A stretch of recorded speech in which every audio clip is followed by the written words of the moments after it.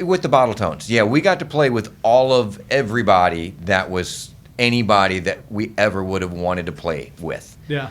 And that it doesn't get any better than that. We got to play with Link Ray, we got to play with the Misfits, we got to play with the Ventures. I mean, it goes on and on and on. If the, Los Straitjackets, if there's a band in that genre, rockabilly, surf, just Americana, and if they had an edge to them and were great musicians, we got to play with them and befriend a lot of them, and that was by far the coolest. I mean, not the cool, but that was an amazing part of the Bottle Tones, and that was all due to just luck. Really, we were just punk rockers, Bottle Tones. So we started. We touched on the beginning of the Bottle Tones earlier. So, I mean, I guess if we're gonna, my connection to Lost Cross, I guess, is what I'm sitting in this chair for, right? I mean, that's really the main you're part. An interesting person as well, but yes, Lost Cross is. I mean, because we're here for Lost Cross 35th anniversary, and I know there's a whole host of characters that come with the Carbondale music scene in its past, and I'm very proud that you are representing this era that seems to be forgotten sometimes, So I grew up in Carbondale. I'm a Unity Point Trojan. I'm a Terrier. I'm a Unity Point Trojan. I'm a Giant City Giants. Oh buddy. man, yes. get out of here, man! Sharks. Here we are again. Ducoin Indian. Ducoin Indian, which is politically incorrect. I know you can't do anymore. But you Oh God, that logo is. They finally have started to get away from the logo. But I loved their icon. I loved their Indian. I did like the red and black color. I did because red and black are a great color combo. And I hate to admit it, the iconography itself was fabulous. Okay. I played. Anyway. Sorry. That's okay. I don't mind. You can hate football, and I'll still love you just fine. I have no problems with that. Hey, so what were we talking about? So, I started going to the Cross when I was in high school, and they were having parties and just a band here or there, and a couple bands were practicing there, probably Bloodstained Tool, and Ian Lentalt, one of the drummers from Bloodstained Tool, was still in high school and was in a band with me and my friend Patrick. Only we didn't really have a band. We were trying to have a band, only I couldn't play, and he had keyboards he couldn't play, so we never really played music. Just noise. Yeah, but Bill, who ended up in Blue Meanies, and then the guy from Steve, who ended up being Three Man, used to come over, and we used to attempt to make music, and Bill would just read from Patrick's dad's 1950s and 60s Playboys. It was quite something. I wish it got recorded, but that happened 2 or 3 times. It never got a name or a band. But anyway, so that happened, and just started doing that. And then having friends who knew friends, like my best friend, one of my best friends at the time, Scott Travelstead, was working at Trace Hombres. John Collins, who was just a local band guy, was working at Trace Hombres, and they would do after work. They would all get together and drink beer. And John and Scott started playing acoustic guitar and singing together, and just doing like Neil Young songs and that sort of thing. And then I was around them doing that, so we started playing acoustic guitar. So those two would sing, and then John and I would play acoustic guitar, and that's what started that. Then I started playing in the band called The Burn. I forgot Stupid Summer Drunk Band. And then The Burn. Stupid Summer Drunk Band with Joel Thomas. That's the first band I ever played in public with. We were in like a corner of some party. And then The Burn, which are a group of friends from high school in Carbondale, and they were a bit younger from me, and they played frat parties and such. And I had to learn all the covers. That's the only way I learned all the cover songs. I would have never learned any cover songs without these guys. Any of the standards. And it helped me immensely as a musician. And I got fired because I was too ambitious, and it was The Burn because the lead singer was Jeff Burns, and Jeff didn't like me taking over his band and getting too ambitious. Recorded a tape at Soundcore, and I got fired, and the bass player and drummer quit at the band and started playing with me, or something like that happened. We formed Motor Breath. We played all Metallica songs as a 3-piece, kind of a novelty, played in some parties and at Gatsby's here a few times. and we played at a party at the Strip on Cherry where the car got flipped and set on fire. We were the band that was playing at that party. Oh, I didn't know that. Yeah. Oh. Yeah. And Interesting. and so we were. Do you remember that evening as well? I don't remember. I wasn't there when the car got flipped. Or if I wasn't, I know I've seen Motor Breath. You were play at a the few party. times, but I I don't know if you were at that. wasn't in That was front of later. the That car was later. We getting- Okay, all right. we left in a hurry. Yeah. We got But our I heard stuff. We that got our there was a stuff car and got flip out of at there. some Yeah, we point. wanted nothing to do with that. Yeah. And so Those were all frat boys. Who They did were that, all by frat the way. boys. The whole punk scene did not flip cars or do any of the Halloween shenanigans. yeah, and then so Putting that on record. it's true. And Motor Breath got kind of popular, and we started writing our own songs. Motor Breath actually got very popular enough to headline the big bars on weekend nights on our own, which for local bands that's kind of like a generational thing. You know, there's Modern Day Saints could do it, the Bottle Tones could do it, Woodbox Gang could do it. It seems like there's not you can't there's not a lot of bands who can do that as a True. local band. Yeah. True. True. Action Man could do it for a while. Yes. Jungle Dogs. Jungle Dogs could do it definitely. whenever. Yeah, they could Was do it. Jungle Dogs like an everybody They were band? Like every- everybody? Yeah, just well, we weren't ever like we would never go to their shows, but just out of respect, you're like, fuck, those guys are amazing. They're great people. Yeah. They're having fun. What's wrong with that? Yeah. They were fun. They were fun playing live. Oh, I shouldn't say. Say it. I used to be a barfly when I was underage. As in, there was a stool. I had my stool and then my booth at the hangar. I would go in and I would sit there every day. I'd come in at 4:00 and I'd have beers with my friend at the stool, and then we'd go to this one booth every single time. And I was underage, and somehow because they knew me, they saw me in there. They thought I was overage. And just could go I'm in all the sorry, time? Sally. I'm sorry. And you know what? Limitations. I would always be very careful, and I'm really, really apologize for any trouble I could have gotten story. any of you into. I really am sorry for that.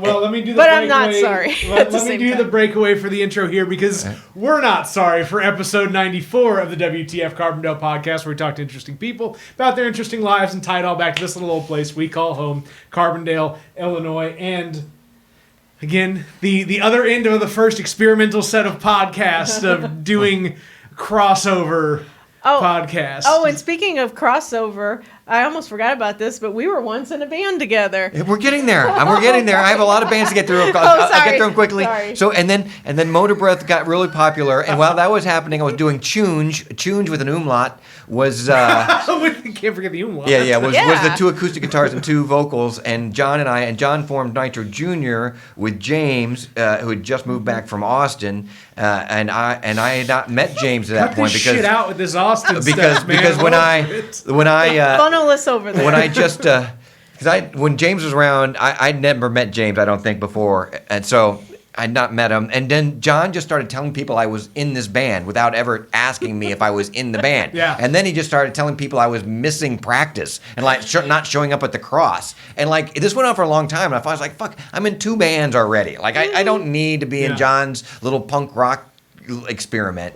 And so I finally went on long enough that I showed up and I just started playing, and I met Stu and I met James, and it just clicked, and we were boom. Yeah. And that bam, and then Nitro started, and that's when James and John were living at the Cross, and then I kind of because being in the band and Motor Breath started practicing there, the Nitro was practicing there. That's the same time that the Bottle Tones Captain Rock and the Bottle Tones were born. So Captain Rock was practicing there when the Action Man Action Man was practicing there. When Action Man guys left, then the Bottle Tones started because Morty was gone, so Captain Rock died or went missing and never to be found again. And He died. yeah, and the golden-throated Blanche Bottletone, she went west again, never to be seen again. We hear it was a tax thing. What is it? What is it like? The influence over your memory and your ability to storytell simply by being ingrained in the scene. Right? Yeah, right. Like it's a special kind of skill that folks that have worked on this as long as you guys have to be able to just like run through this laundry list of here's who was where doing what at what time, Right. and this unique kind of oh, this one-off thing happened here, and this story we remember. Right. Yeah, and the bottle tones we just started because it was easy to do in Carbondale. We could play at any bar, like any bar that was missing a band. Yeah. They would say, "Oh, can you guys play tonight?" They canceled, and we would go in for low ball money and just sit there and figure out these rockabilly songs. Yeah. We did this a lot of the bars in Carbondale for about 6 months, figuring this shit out, and then. Once we got good at it, then all of a sudden we got really popular, and then we got really, really popular. And so then Bottle Tones were like 10 times more popular than Nitro. It wasn't by intention, but all of a sudden, like, we're not even thinking about it, and all of a sudden the Bottle Tones are making this much money, and Nitro makes this much. And we're like, of course, we're just dumb kids. What are you going to do? You're going to go for, this. Hey, you want to play for Dick Dale in St. Louis and make this much money? Yes, we do. Yes, we would like that. We would like that a whole lot. It would be. You. Yeah, and so and then the Bottle Tones just took off, and it was at the right time. It was all luck. It was when the Reverend Horton Heat and all of that jump stuff. I forget the name. Big Bad Voodoo Daddy. Jump Swing. Yeah, all that stuff was popular, Yeah. and then Pulp Fiction didn't hurt us either, Yeah. and then all that. And we got to play with everybody. Like I said, Dick Dale, Link Ray, the Ventures, the Misfits, Brian Setzer, and BR549. Wow. We played Oh with my God. Setzer more than a few times. Wow. The fact, he signed both John's and I's guitars. Link Ray Love was it. by far my favorite artist we ever played with. Oh, by far. really? Are these Wow. experiences that, like, Wow. everybody here at home could vicariously live through you guys, like, Yeah. during these experiences? Like, Yes. Yeah. elaborate. So Link Ray, when we first met him, so Link Ray did a song called Rumble, and he's pretty much the first punk rock dude ever. Yeah, He's American Yes. Indian named Link Ray. He's American Indian. Native. Native American. Sorry. I think it went back though. But And you're not in DuQuoin. Sorry, I hated DuQuoin. All right. I'm sorry. that's okay. You don't have to. But anyway, he played a song called Rumble, and it was the first rock and roll instrumental gold record. And it also was the first record to be banned that was an instrumental because it was too lewd. And As an instrumental. Yes, and it's Jimmy Page's favorite song. Pete Townsend says he's the most important guitar player ever, and he wore a Bottle Tone shirt at multiple shows. When we talked to him, he wouldn't tell a story unless he heard a story. So it had to be one for one. So if he was going to tell you a rock and roll story, then you had to then you had to tell him a rock and story to hear a rock and roll story. Yeah. And the best rock and fucking thing, man. Oh yeah! Oh, what a thing! Yeah. So you get like Paul Cook, who's a storyteller extraordinaire, and then John Collins, who's also not short on words Yeah. by any stretch of the imagination. Yeah. Very And we're true. all the Bottle Tones are characters. There's no Very short. true. And well, that's why we all have Oh, names. yes. We're not normal humans. And the best one. So they were playing at a school on the East Coast. It was Cornell or Brown or Villanova, something like that. It's one of those schools. And they were at a frat party in a basement. And this was 1962 or 1963. And they have a song called Run Chicken Run. That's another famous song they do. I think Malcolm Robertson's one of his very favorite songs is Run Chicken Run. And so they're playing, and all of a sudden in the middle there's a ring, and the people, and they think there's a fight. And so Link says he kind of elbows his way in to see what's going on, see if they need to get out of there. And he looks down, and they said, "Nah, I see people humping." He goes, "Man, but those people are humping. I mean, they are really humping, man." And he's like, so I just stood like over right there, and I just looked at my brother. His brother played drums. And he's like, and I just invented the song right there, man. And they just fucking went at it, man. The place went crazy. And that's how Link Ray told us he invented the riff to Run Chicken Run. Wow. And it was, it doesn't get any, No. you can't get better than can't that. get better than that. And that's all because that Mortimer, Chris McAtee, and John Collins decided to drive all the way to Memphis one night to get drunk, happened to see Little Charlie and the Nightcats, happened to drive back home and say, "Let's start a rockabilly band." And that all festered its way into us having experiences like that. And we had dozens of those experiences. So Amazing. What's I it love like? it. I mean, just like looking at Carbondale, being like, I'm a Carbondale kid, and I got to like have this whole experience just by virtue of being here. yeah. Well, that's growing up here. It's not so. I'm a little older. Like I'm, at 50-ish, give or take, give or There you take, go. Ish. 50, give or take. The Carbondale that I grew up in was much more liberal, much more progressive. Much more. The international population was a lot larger. The idealism was definitely more liberal here at that time. So it wasn't. We saw a lot more interesting people in those days too. Like from even the sports figures. Walt Frazier and Hart and.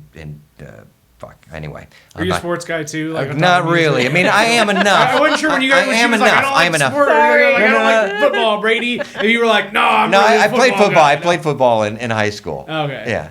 And for Carbondale. Yeah. Anyway. I don't know. We're rock and roll stories, like just in general.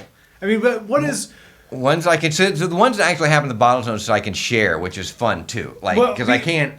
There's Yeah. a lot of rock and roll stories for my professional life, my Yeah. vocation Yeah. that I can't You can't share. share. But the ones with the bottle tones or nitro. So nitro, I learned a lot about being what I do now, a production manager for Live Nation.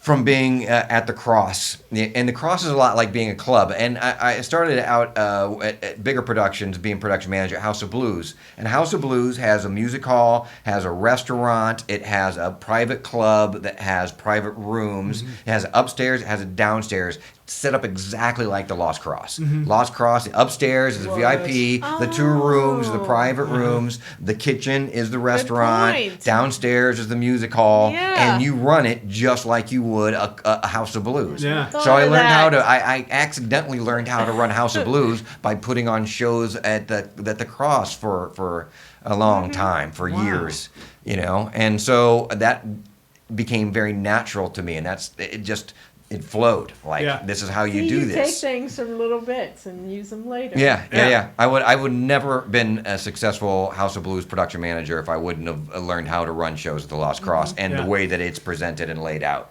even though it's this minuscule. Yeah. But the mindset scales, right? That's what we were talking about in Yes, terms of like the retail exactly. work I now, know. like all of what she's doing in Austin. Right. Well, that's because got her those experience. seeds and Well, learned and so she was much living here. at the Lost Cross, developing her brand. Oh, and then- Secret October.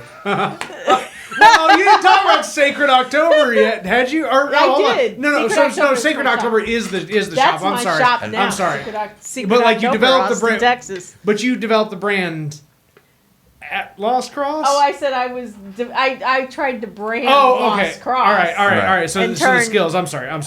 Because for a while I was made up that little symbol that that everyone has tattooed now, which is great. That was inspired by Jacob Tate's Right.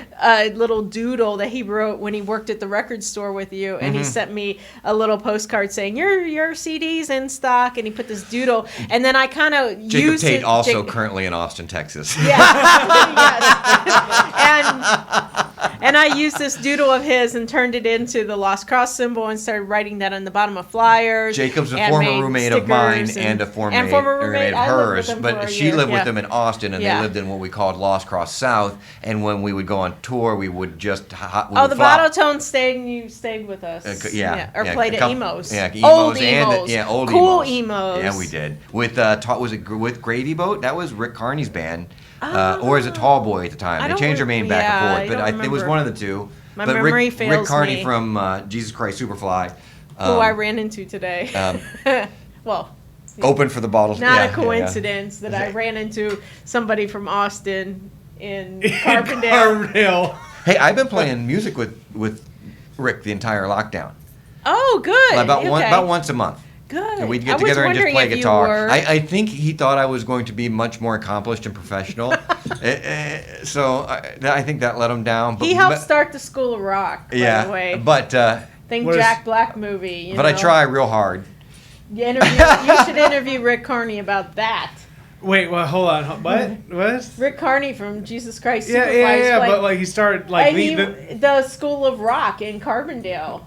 I mean, in Austin. Sorry. Yeah. I'm forgetting. No, it's okay. The best part about it has been like every the back and forth of like saying Carbondale but meaning Austin, or saying Austin but meaning Carbondale, and like it's like, I mean, like I think of this in like the terms of your grandma would call you by how many different names, right? That were your siblings' names or cousins' names or what have you. By the way, if Carbondale, Illinois called Austin, Texas would be like, who this? Yeah. No, it would be nobody. Yeah, I mean, right. it is so like Carbondale always thinks of itself so highly. And I grew up here and I lived here for many years, but it's like it's so. I mean, and it is a black for anybody who's involved in it. It is a black hole, and it does try to suck you back into it. Does. And it's Yes, it does. and gravitational is real heavy. But Yes, you it have is. to have like been involved here to have any knowledge of Carbondale. Like Yeah. if you weren't involved some way. If you weren't here, like, what's the name of the Chicago punk documentary? You weren't here, and Oh, right. whatever. Yes. Anyway, yeah, it's kind of like that. It's like for years when I was still, when we were still around Carbondale a lot. For years I would be at parties. People would know who I was at after hours parties, after shows, and people would tell me how many times they'd seen Nitro and how Right. great Nitro is live. I was like, oh, really? Where did you see them? Oh, I don't think they played there. Yeah, I'm pretty sure they won't. No, they definitely never played there. Oh, fuck you. Anyway. Yeah, nobody ever saw Nitro Jr. Like Me. I think our biggest crowd was 16 people probably. I was like on You know, Flight of the I mean, Conchords, that's the fan Yeah, on Flight the of the few she Conchords. was. That was me. Oh, and Lisa Spencer. And Lisa Spencer. Yeah, and Lisa Spencer. Nitro Jr. Yeah, she made my puke buckets for me. Oh, I remember the puke buckets. Yeah, Yes. see, I hope she He had didn't a make puke one for bucket. this. There's certain songs I can't vocalize for Nitro without Vomiting. Yeah. a little. Well, I don't know if I'd call it vomiting, Just but some there needs to be a vessel nearby. Yeah, Yes. He would have like a 5-gallon pickle bucket. It said puke bucket written in Sharpie. Yeah, with the yes, with the target at the bottom. It wasn't meant to fill. It was meant to hit the bottom, hit the target, and then I needed it big, so I had to make sure it didn't ricochet. So, I didn't want okay. any innocent bystander And you didn't want to ruin the equipment or anything. or my shoes. Okay. Because Rockabilly comes with fancy shoes, I No, that was Nitro. Nitro. Oh, yes, Nitro. right. Yeah. Punk rock. Nitro is definitely not rockabilly. So and then Bottle Tones, we did Full Swing, which is all like a whole bunch of acoustic guitars. With and that Jacob was Tate. Jacob Tate on drums, Dennis Stromat from many bands on fiddle, Dave Stecker from Crank and 138 and 100 other bands on guitar, James B. Ricks on guitar instead of bass, Paul Cook on bass and vocals. I played guitar. We did acoustic swing. That was real fun. Also went the other way, started playing in the Damn It Boys with Mortimer, I think to make Paul angry at the time because I was real good at agitating Paul at that point. 97, 98, I was really agitating Paul. And so just to poke the bear a little more, I think I'd started playing in Damn It Boys just because we were all trying to concentrate and he was really giving up a lot of his personal life to do as many shows as the Bottle Tones were doing. Like the Bottle Tones at that point were doing about 250 shows a year. That's like a real lot. work. Yeah. Like That real is work. actually a job. That's like, a job. Oh shit, it's a career. Yes, That's a it job. is. It is. I mean, there were 2 years of my life that I didn't have any other job except being in the Bottle Tones. Wow. Yeah. Yeah. So cool. I mean, I filled out the Yeah. the IRS paperwork that proved it, and they didn't even sue me. So. And that shit's long gone. That was the 90s. It was all paper back then. It doesn't exist. Statute of limitations. So yes. and then everybody slowly but surely quickly moved to Chicago, and mostly for financial and marriage reasons, not for musical reasons. Action Man went early to become rock stars. It didn't happen. We went there because we had to have jobs, and our wives wanted us to have jobs, and so we left 96, 97, 98. And and James stayed, and then that didn't work out. So James stayed. We got another bass player in Chicago who's been with us since '98. It's Steve Gramuth, who's fantastic. James is still part of the family. Still Thunk Bottle Tone. Still Nitro Jr., even though that's questionable these days. What else am I missing here? I had a reason I was rifling through this. I had something at the end of this. Oh, it's a Scab Juice. During this, also did the Fist Fucks. Fist Fucks, yes. Yeah, You did a lot of with Avengers Brianna Grass covers. and with Avengers with Brianna Grass and Tim Raimi and John Rector and Stu occasionally. Stu was in everyone's band. Oh, by the and way, Stu there's was a in lack Dama of. Boys. He with played Mortimer in. and Dave Marquis and me were in the Dama Boys. Dama Boys, good band. Good. Damn It I Boys love the were a Damn It good Boys. band. I really love the Damn It Boys. Damn It Boys are really I good. really hope Mortimer was going to be here because we could pull I out hope some so. version of I Damn It thought the Boys. Damn It Boys were playing, then I heard they weren't playing, and I got very it was upset. all if Mortimer could get here, and I don't know. So we'll see. And I haven't talked to Mortimer since New Year's, so. All right, there we go. And then besides those bands, then we ended up Chicago, and then when we were doing that, when I was just a professional bottle tone, for cash, I would do what they call architectural artifacts. I worked for a company, and you go tear nice stuff out of old buildings or tear out and resell it. Learned to do that, learned construction, started doing construction on the side, got in a construction accident, broke both my heels, had no insurance, lost all my money, was about to be destitute. And then before getting kicked out on the street, the guys who worked were production managers at House of Blues just took over. We had played there 9 times prior. They had said, hey, some of the guys here say that you're in a bad way. We hear you can't walk. We hear you're out of fucking money. We hear you about on the street. It's like, if you can get here, you can run the elevator and you can just sit in one spot, and the shifts like 10 to 12 hours a day from the beginning of the production to the end of the production, and then you can have a job. So that was it. So then I would have to go from a block from my house on the 4th floor downstairs with no elevator, then a block to the Green Line, then the Green Line downtown, then across Dearborn Bridge to the House of Blues. And this was on 2 canes because both my feet were shattered. God. And then I did that for about 3 months before I walked better. And then I turned that into a stage manager, and that to a production manager, and that's how I got to be in work for the House of Blues, and that's how the Bottle Tones ties into me being a production manager. And from the House of Blues, I started working for Live Nation. For Live Nation, started doing arenas and stadiums, and now I basically do arenas and stadiums and some amphitheaters. Well, that being the point at where I'm already 10 minutes over the point where I was like, I'm going to let you go get back. So now that we're getting kind of back more into Brady is Brady, Yes, are you that's good okay. on this, Cassandra? And I'm we'll kind good of on jump in on our this. thing from here? I'm good on this. Yeah, All right. I'm capture the hug on camera. It's important. Oh yeah, I'm going to hug you again later. And Scab Juice practiced Scab 3 Juice. times, never played live, but we had 2 little mentions in the nightlife. Even though we never played That a is show, true. it was It was spectacular. I made it up as a joke because I was always like, there should be a crusty punk band called Scab Juice. And then we just kind of made up one, and it was a rotating bunch of people. Ole Clampett and Craig Wilson was there playing drums, definitely.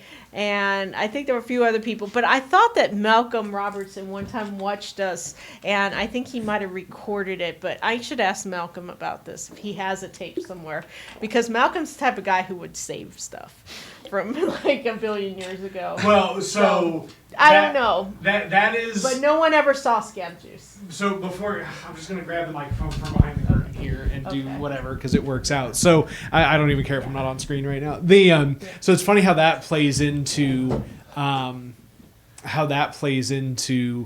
the 611 Pizza Nirvana story. Oh, it's a lie. It is a lie. It is a lie. That is all like well established. Yeah. That as much as I was the first screamer of it's all bullshit. I was the first one. I yelled at Adam. I was like, when Adam was like first entertaining it, I was like, Adam, it did not happen. And here are the 13 reasons why. I always thought it was bullshit. Always bullshit. I never thought that was. Oh yeah, but the Offspring did rent the house out for a month. No. And the drummer from the Pixies did go over with Mortimer to the Lost Cross and hung out with him. That's true. That was a fact. Oh, that's an actual fact. So one of the Pixies did hang out at the cross with Mortimer. All right, that's fair. That's fair. So there's at least like one. But Nirvana, nah. No. Oh my God. No, it didn't happen. Wrong. That's your perfect outro, because I appreciate this. Sorry.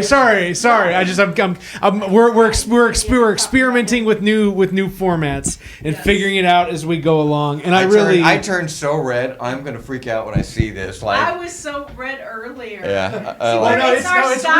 We're still recording. You're just gonna hop back down. We're gonna keep going. It's our Scottish ancestry. I was red before I got here. I kept putting powder on it. I was like still red. Here we go. Oh man, this is good now. And it was making me more red. So yeah, I feel you on that one. Yeah, exactly. It's the same Maybe thing. We can do color correction. Just get rid of the red, and it'll take. It'll make us more blue. No, I don't do. Yeah, that's what happened at my wedding. My friend did my makeup and tried to get rid of my red, so I ended up looking green in all the pictures. I looked like Frankenstein's wife or something. Yeah, if it makes you guys feel any better, you're more pale than you are red. I almost asked you to dye my hair white today, but Oh, I could. I know. I chickened out of that one. My people didn't get to your people. The correct forms weren't signed in time. I mean, they did pull this off. They got us dressed nice, didn't they? Exactly. Man. Yes. All right. You guys brought it together. Really, thank you, Cassandra. Even though you're not on camera anymore, people are gonna be like, "Why is this so sloppy?" It's like I'm just working it out, man. This is my own DIY setup. That's what this is. And we're gonna film this whole setup. So we're gonna use to film the Cross show tomorrow, like on Elm Street. So we'll see how it goes. Really, thank you for this. I'm gonna jump back into it with him, and I'll talk to you tomorrow. I'm sure. All right. See you in a couple minutes. Get my daughter in there. She's the next generation. Do what? You can take a picture. Take some film of my daughter tomorrow. Yeah. How old is your daughter now? 16. 16. That's great. My kids are 11, and I'm gonna bring them with for part of it. So yeah, no, I'm. She does. I don't even know if she wants to come, but she's going. Yeah. She's been to the Cross. Yeah, she's here. She's going. She's going to deal with it. Yeah. What else am I gonna do with her? Leave her at the Hilton? No. All right. Maybe I'll see you tonight. Yep. See you in a couple minutes. All right. Cool. Okay. I'll get through here. All right. It was nice meeting you. I'll It's see you nice tomorrow. meeting you as well. Yeah. I'm a hugger. I'm a hugger. That's it. I'm definitely a hugger. So- Sorry I spilled beer on your floor. It was the last bits. Thank It'll you, be Brady, fine. for that yummy Oktoberfest. Anytime. I always drink your beers. It's the least I could do. Oh, okay. I mean, always. I mean, historically. I mean, at the store when I stop by the store, I always drink your beer. Yeah. Yes. Well, now it's really busy. It's full of teenagers. Good. We went viral on TikTok, so now my story. It's about time. Wait, what? You deserve. I missed the part I of the know. I story. didn't put that. You know what? The best part about it is it's gonna be I faint can on pay the myself. microphone. Right. I can pay myself. Because you went viral on TikTok. Yeah. Hey, No, that's- this is good. I yeah. can make a living. That's kind of My a big deal. husband's job just ended. I'm the breadwinner again. Yeah. I paid myself a big bonus, all my money this weekend. I'm like, boop, boop, boop. When you go downstairs, hang a right as opposed to a left where we came in, and then go out the push bars on the Go- farthest left set of doors. Okay. Does that make So the any main sense? doors, Yeah, like main theater, doors, farthest The left. theater doors. You got it. All right, gotcha. You got it. All right, I'll see you later. Bye, Thank you. Brady. And it's not done yet. And that is about as punk rock of a Midwestern goodbye Yes. as it gets, right? I'm gonna have you, if you don't mind, to just scoot your seat where the stool is, and that'll kind of line you up. Well, and we're still going, and just bring the mic up on yourself. I trust you to manage a microphone. No idea. How No. does this work? What's an SM58? No, that's I just like the Nirvana story felt like a good. That was a great segue. That was the perfect question. That was great. You asked a really good question at the right time. Like it's so Mortimer. I'm messing up my screen altogether right now. It'll be okay. So like because Mortimer, or not Mortimer. I'm sorry, Malcolm. Right. All the M's. Mm-hmm. It's tough to keep all the M's together. I guess I don't know. I'm making a cop out now. That'll work. This is good. I'll increase the size of the screen to tech stuff. I do everything on the fly, and I don't like to edit stuff. It's just kind of like one cut through, and that's how we go. with it, and it works out. But so the final nail in the coffin for Adam on this whole thing, Right. was the pay stub that Malcolm had from the exact date Right. that was like the claimed date for this event. And he was working at a fireworks stand somewhere south of Chicago. Yeah. And that was it. Yeah. Yeah. The day was impossible. Like, it didn't happen. The routing, like, it was all impossible. When did this first tale? Oh, it's been going on forever. As long as I can remember, since the 90s, this has been going on. Nirvana played at Lost Cross. I just think because the look of, the old Lost Cross, the white. So it didn't even start out as like 611 Pizza. It started out as Nirvana played Lost Cross. Right. Okay. Right. Yeah. It started out as then that was quickly, just swatted, and after that was then it just remanifested. I'm not like somebody was sitting back saying, well, that one didn't work, so now we're gonna have to find a new way to get Nirvana in here. But it just somehow morphed from the Cross, and it's been, and there's lots of, this band slept on the Cross's floor, that band slept on the Cross's floor, and it doesn't really matter. Have there been famous people in the Lost Cross? Of course there have. Yeah. Does it matter? Absolutely not. It doesn't matter. Lost Cross is there for just as a practice space and a place to put on shows, all ages shows for kids who need it. It's a way to get gas money for people who feel the need to do this at all costs. Yeah. And that's all it is. And it only took the city 25 years to figure that out. I'm very proud they did, though. It's really impressive. It's better than most cities. It's better than most cities. I mean, that's the tough part about this, right? Is like, okay, getting to the breakthrough point, right? But then at the same time, like, maintaining the integrity of like what got you here. Yeah, each generation had its own struggles. I mean, Mikey, was very aggressive. James and Mikey kind of got it, and John for a while were a little more low key. And then Cassandra, they really had a plan. Like, they had a plan worked out to shut down Lost Cross, but they were shutting down parties in general at that point. So they had a worked out system of how they were going to control and minimize the parties. But then it got worse, when you get to even past the Tim and Brandon eras into the Billy era. Then it got real bad for a bit, but once we persevered that, I think they just kind of gave up after Billy. They're like, fuck. What else can we do? Right, we can't keep this guy down. Like, I mean, if anybody got us to this point, I would say Billy, it really truly pushed it over the finish line. And I'm not going to say Adam is not, didn't have his hand in this since the late 90s, and he does. And he's, since Billy pushed it over the line, Adam has definitely been the torch carrier. Torch bearer, carrier of the Lost Cross, and the caretaker and the man behind the scenes. He does more stuff for the house and the whole thing than people know. And but Billy Bollinger definitely was the guy who pushed it to the point of just there was a time it wasn't going to exist, and there was a time it didn't exist, And that was another problem is once Billy just said, fuck it, we're just going to live here and fuck you, we're going to live here in squalor and you can't fucking do anything about it. And then, the next couple of generations, they just kind of lived in squalor, and then nobody was there for a bit, and then that's when it got bought, which was great. And my timeline's a little off, but that's ballpark. That's the ballpark of what happened. Yeah. Well, I mean, and it just goes to show, like, right, that everybody kind of has their own specific role they play in the legacy of the house overall. Yeah. Oh, absolutely. Cassandra's and Tim's, I think, was the most social. Mikey and the Lost Cross and Rad Radzinski and there's 500 people that I should say right now, and Taz and all of them. Taz did all of Copyright's new music videos. Good. Oh, good. So, cool. And we did two of those here.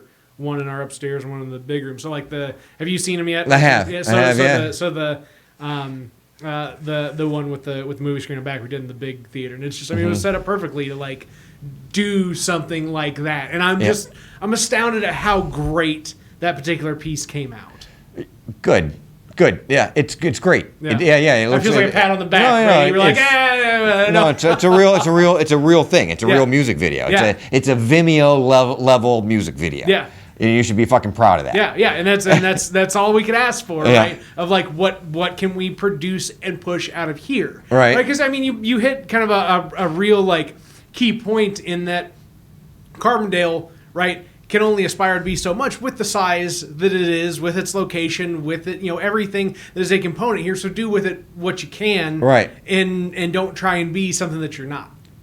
Yep. I kind of get that.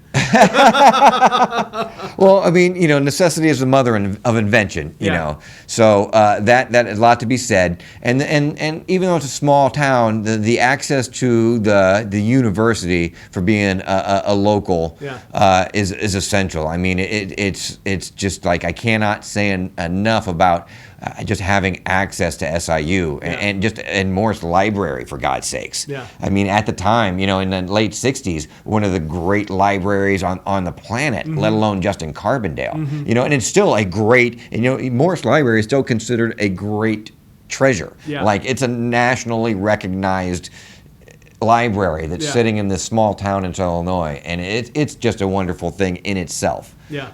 And then and the fact that the arena is here too is also kind of strange, especially as early as the SIU arena was.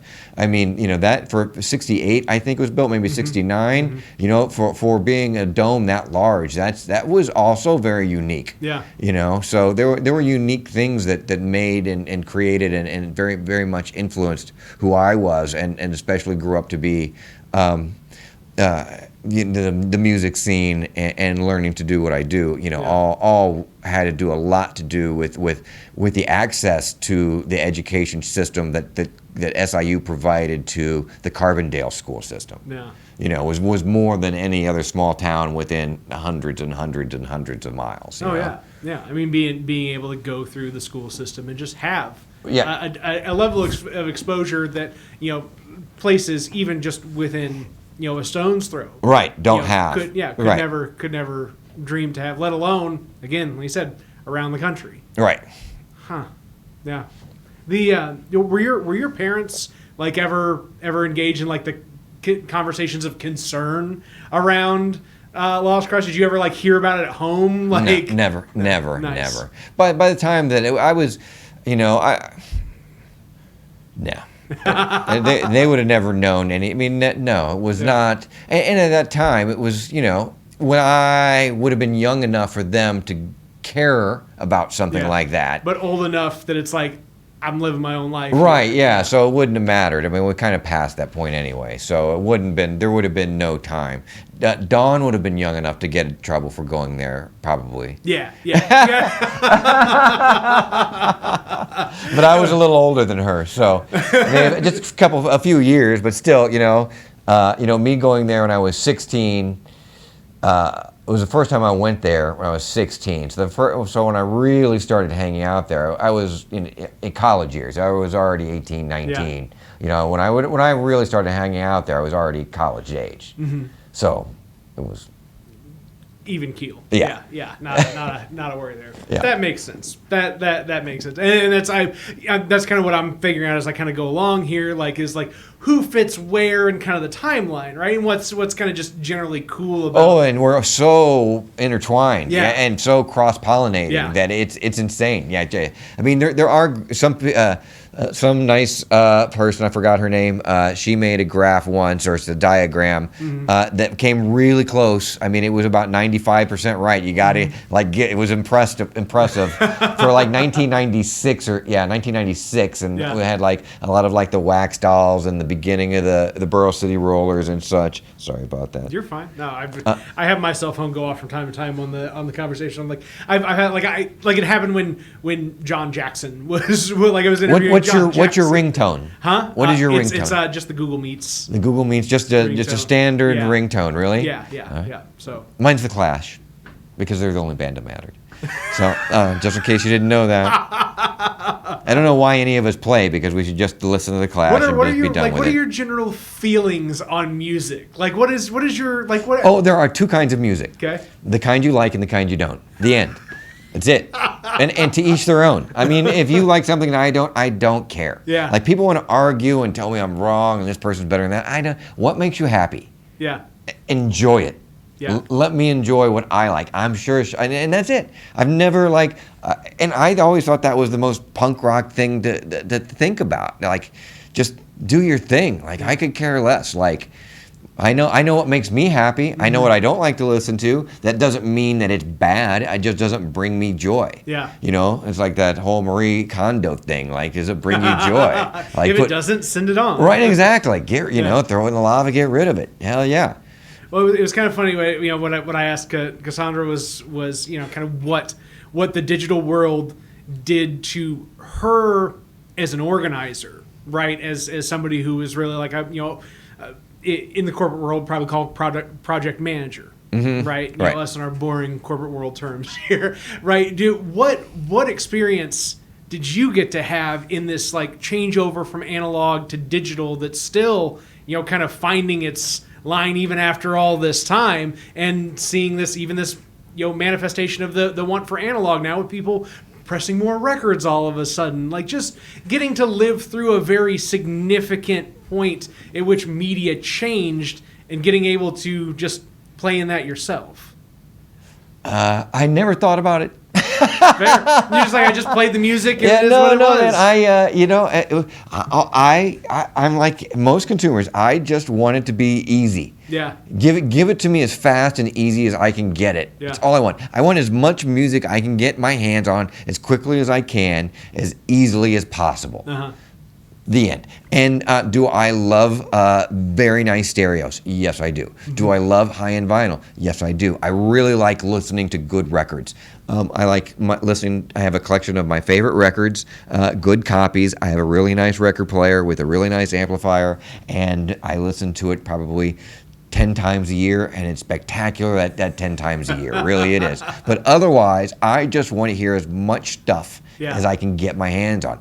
And the beautiful thing is it just doesn't end. Like, there's the rabbit hole for music and finding cool music, and like that's the other beautiful part about there being the digital realm and coming to grips with the 6 billion plus people on this earth is the amount of music that you can now go and start finding that's good or appeals to you is just so fucking massive. I get stuck in the same fucking 10 bands, excuse my French, and I still listen to my favorite Stones record, my favorite Beatles record, my favorite Coltrane record. Those are the things I do over and over again. But yet I still try to find as much new appealing stuff as I can. Just, I don't know if it's ear candy, I don't know if it's adrenaline, I don't know if it's an addiction. I used to smoke cigarettes, so maybe it's the same part of my brain. Who knows? But that's how. But any of that you were talking about,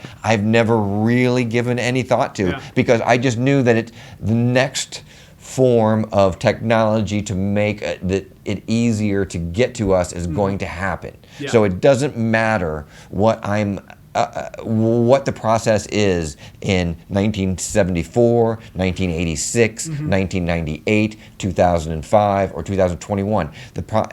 I never expect it to be the same. It's always going to be different. The one that was before that we're arguing about is going to be obsolete, so why do we need to talk about it? Yeah. Because the technology that we're going to talk about and complain about is going to be obsolete by the time anybody gives a fuck of what we're talking about. So just focus on the art, man. Right, exactly. Yeah, because the technology is going to take care of itself. Yeah. Yeah, it's so good at this point that does it fucking matter? I love how you just put a wall on yourself sometimes, Brady. I like how you're in it, and then you're just like, I'm stopping for a second. Yeah. And let the train catch up with the. No, man. I do that. That's just done with my point. I mean, that's the point. Yeah. That's. Do you like? Are you always listening to music? Like, is it ever present in your life? No. I listen to silence most. Okay. Yeah. Silence is the most important. Because I work concerts. Yeah. Silence is golden to me. And I listen to music. Well, I do listen to music a lot. That's a lie. Yes, I listen to music a lot, a lot more than normal people. Yeah. So, but I like silence just as much as I like music. I'd rather listen to music than watch television. That's a reasonable one. Yeah. As well. I think you would rather listen to silence than listen to music. No, I'm that's sorry. not true. Did I get that phrasing wrong? Yeah, that's not true. That's not true. Backwards. Yeah. My apologies. But silence is equally important. Mm-hmm. Yeah. Silence makes everything more important. Plus, I get to hear the ringing in my ears, which is very impressive. Like it's out there. So I get to enjoy that. Tinnitus. You know that's the correct way to say it. Tinnitus. Yeah. I had no, because I've talked to my buddy about it this week, about his ringing in his ears from playing drums for as long as he has. Yeah, And, I'm sure it's awful. tinnitus is what tinnitus. Tinnitus. Tinnitus. Yeah. Ask an ENT. Ask an ENT. They'll tell you real quick. It's funny, but they're like, yeah, we know. We just go with it because everybody says tinnitus. So it's just You're a not gonna thing. get by with You know, it's like diabetes. Yeah. So when did you officially leave Like when was your outro? 98. Carbondale? 98. And that took you to Chicago. And then In Chicago, worked for House of Blues. Then started opening different houses of blues. Started as an opening team for production, just getting it going, Yeah. putting the stuff up, hiring the crews. So did that in Cleveland, did that in San Diego. When we got to San Diego, I said mine, and I stayed. So San Diego, 2004 to 2009-ish, give or take 6 months on either side. And then went from House of Blues San Diego to House of Blues Houston, from Houston to Austin, and I've been in Austin for 5 years now. So they just keep kind of moving me around. But I've been I've been in Texas for 14 going on 15 years now. Oh, so still familiarity. Yeah. Kind of overall. Yeah. What are the things that you wish people got about production and putting together a show that just your everyday attendee misses? How difficult it is, and how professional the people are. Everybody has the vision of the roadie that's not true. These people put up an entire village, basically build a small city in a day and take it down in a day, and then get it to the next city and do it again, and on a massive scale. And what people don't understand is the level of professionalism that goes into it. It's quite extraordinary. Just the best of the best do it. And the best engineers, the best sound guys, the best light guys, the best carpenters, and on and on and on. The best caterers, the best agents, the best managers. All of them are the best at what they do at that level. And everybody just thinks they're I think in kind of just national lore, a roadie comes to mind as a step above a carny. Yeah. And they should be considered more a technician. Yeah. A traveling engineer. Exactly, a traveling engineer, because that's what most of them are. Yeah.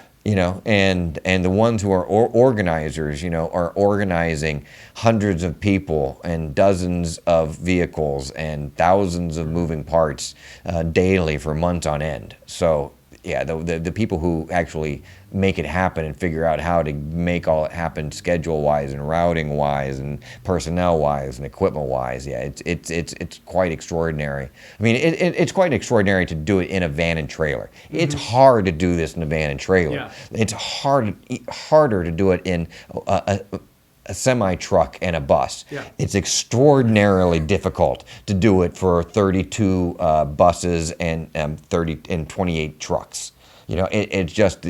It's exponential in how difficult the logistics and the needs, equipment, and personnel become when you get to that level. And I don't think anybody understands the cost or the speed or the ability that goes into it. Nobody's ever going to see it. It all just, even a lot of the people who just show up and work at the venues, like they just show up and, oh, the show's built, and we're going to have a show tonight. They came to work at 4 that day to work the show, and just magic pixie dust, got sprinkled, and the fairies made it happen again, But no, it's quite. I get to work and get to see some of the most amazing feats of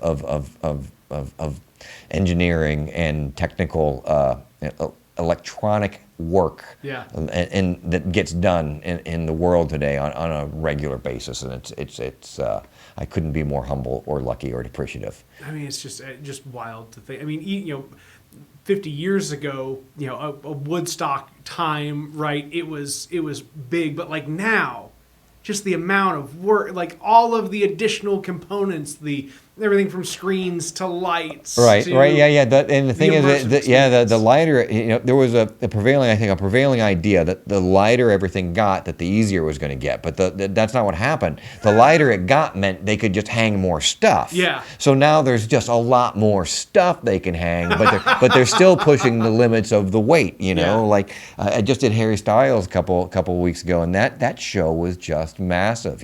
Just massive. On a scale that on shows like that, you have to get an engineer to come and sign off, and you get to plan with the riggers, and you go, it's 2 weeks of math before you get to the show, just to make sure that the show is going to hold the load, and it's quite amazing. It's quite amazing. It's a lot of math. Well, and I would imagine sacrifice too, like just by virtue of what people give up. Oh yeah. The getting on the hamster wheel. Yeah. Once you get, it's hard to get off the hamster wheel. Yeah. So once you get into the touring world, yeah. I mean, and the money's good and the people are good, but the schedule is brutal. I mean, the schedule is hard, and you work, like my work days start between 5. Generally, sometimes earlier, but generally around 5 or 6 in the morning, and generally go to 2 or 3 at night. And I generally have, and in the busy season, 2 or 3 shows a week. Sometimes I have 5 shows a week. Sometimes I get to travel with the bands. Sometimes I just have to, have different shows every night at the same venue, and just have to grin and bear it. But it's not, it's not for everybody. This, as a good friend of mine, Steve Lawler, said, this life, it ain't for everybody. So is your role? I mean, are you essentially just like the dude in charge? Like, no, I'm just one of the. No. There's a group of us. There's so in Texas, we handle the Texas offices or region. We handle Texas, Louisiana, Mississippi, Arkansas, Oklahoma, Kansas, and New Mexico. We handle all those states because Texas is a small place, so they want to make sure that we get our workload.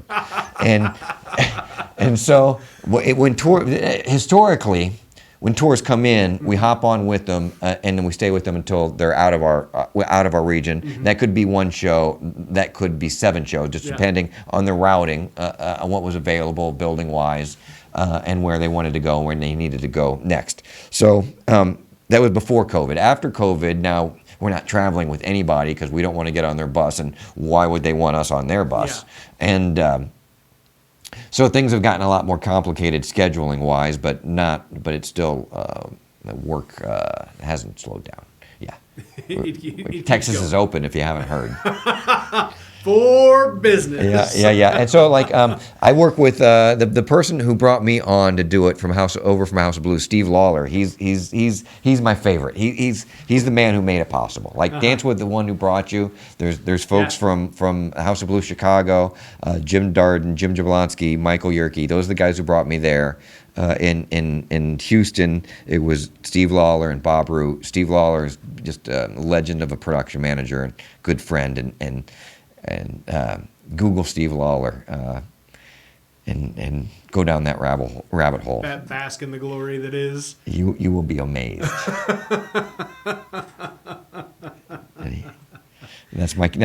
He's my main counterpart, my main partner in crime. It's nice to be able to work with people that you can like look up to no matter where you're at. Oh, your absolutely level of is. skill. Oh, yeah. Oh, yeah. But that's what we do, man. It's humbling. There's a group of production managers who do some of our who just work on a different level and think on a different level than anybody. You know, the people who do the stadium shows. I mean, well, it's not just the stadium shows. All shows are difficult, but you know, the folks who do, and this is a list that goes on and on. But you know, the people who do like the Beyoncés, the Metallicas, the Timberlakes, the Pinks, and on and on. That's extraordinary. The people that I get to work with, is just humbling. Like I just shut the fuck up and write things down and try real hard. Right. Yeah. As long as I imagine on the other side of it too, right? The people that are, and we're right at time, so you're all good. We will get you to your rock and roll soon enough, my friend. Don't you worry. The kind of just closing out on this idea that you know the work that you put in, it's not just for the people in the front row.